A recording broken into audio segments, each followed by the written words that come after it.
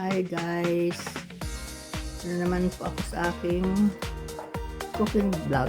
Ang akin po ngayon papakita sa inyo yung finishing touches na lang po nitong aking puto maya. Sticky rice po yan. Yan.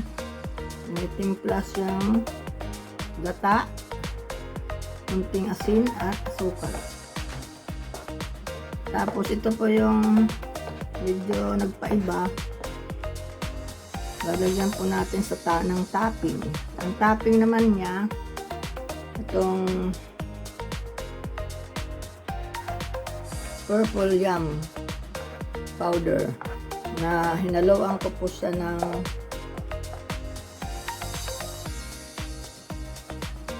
condensed milk, na crushed po na soy nuts, saka mayroon pong vanilla. Shortcut na lang po itong aking pakita sa inyo. Itong aking paglagalagyan guys, may dahon na rin po ng saging. So yan. So, ililipat na po natin siya. Ito lang pong pinakamaganda kong angle. So far. Lagay na po natin itong puto maya muna.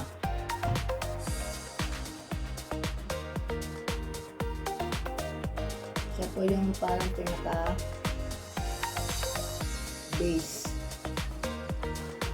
Pinakailalim po siya.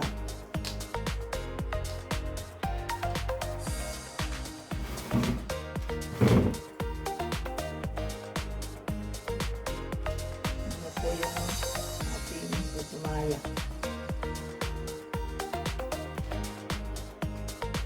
Iba po yung variety nitong malagkit niya dito.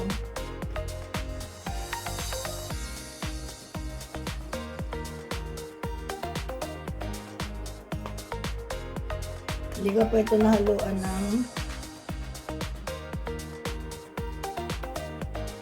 ginger. Wala po siyang ginger guys. Basta gata lang siya. May konting asin. At saka sugar.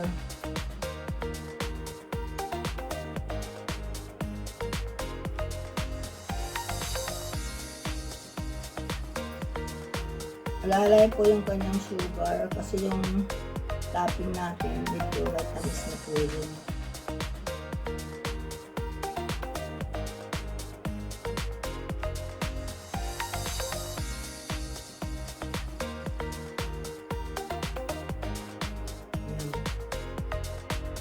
Pinupuno po natin itong ating container. Box lang po to.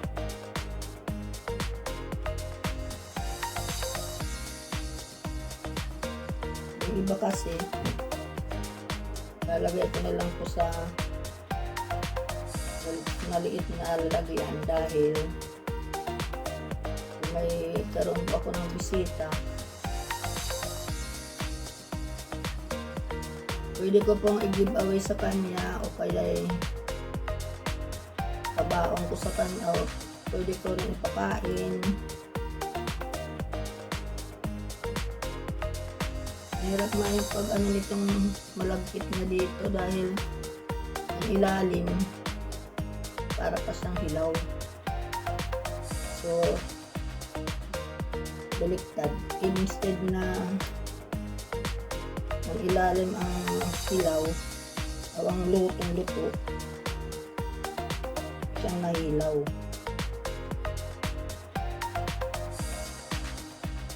Kaya inoff ko nga siya kasi nasusunog daw siya sa puwet. Ito na guys.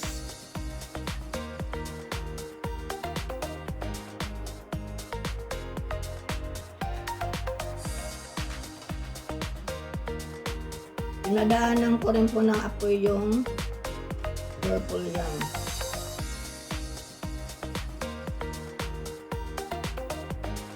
Para luto din siya.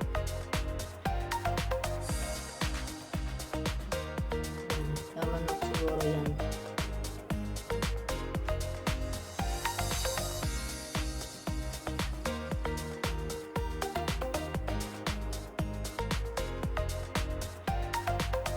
Pusod pa yung gano'n sabi.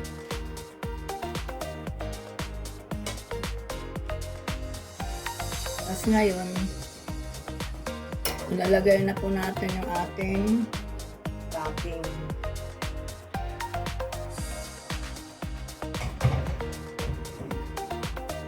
Ito na po yung topping natin. Hindi na siya masyadong purple kasi pag nahaluan na po siya ng ibang ingredients, magiging light na po ang kanyang color. Yan guys, parang light na pong pagka-purple na. Sinalagyan ko yan ng condensed milk.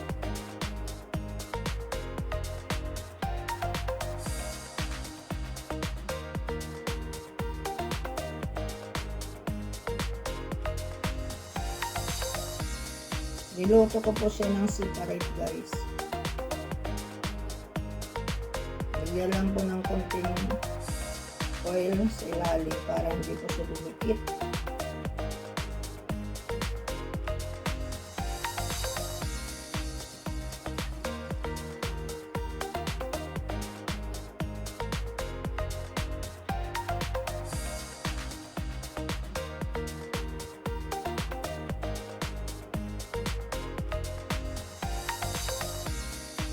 Tama lang po yung kapal.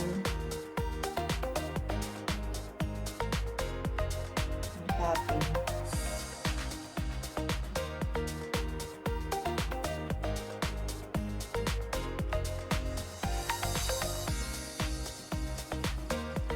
Kita ko po sa inyo mamaya na lang po pag na puno ko na siya pag lagay ng topping guys. Wala pa akong magandang angle. May pinakamaganda pang angle guys. Kaya apologize po sa inyo.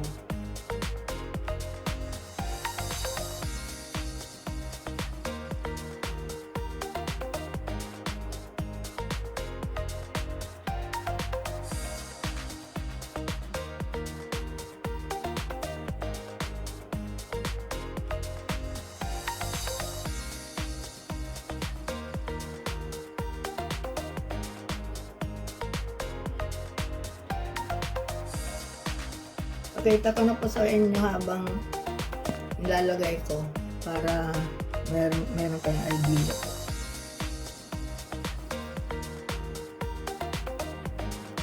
Yan. Yan yung topping niya.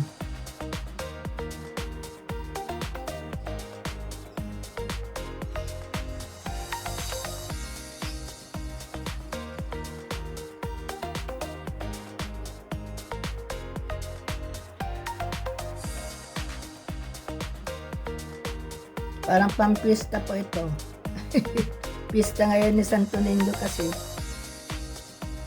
Pang-pista po natin kay Santo Niño.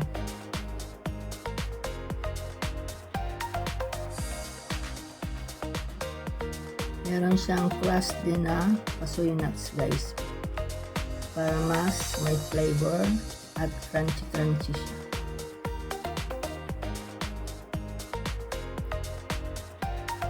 Guys,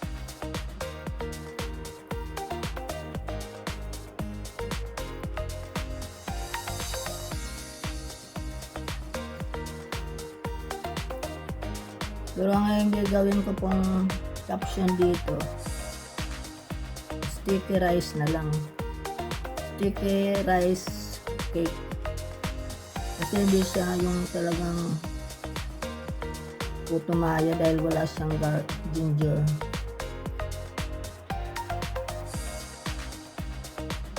So yan siya guys, ang finished product ang aking sticky rice cake with purple yam topping.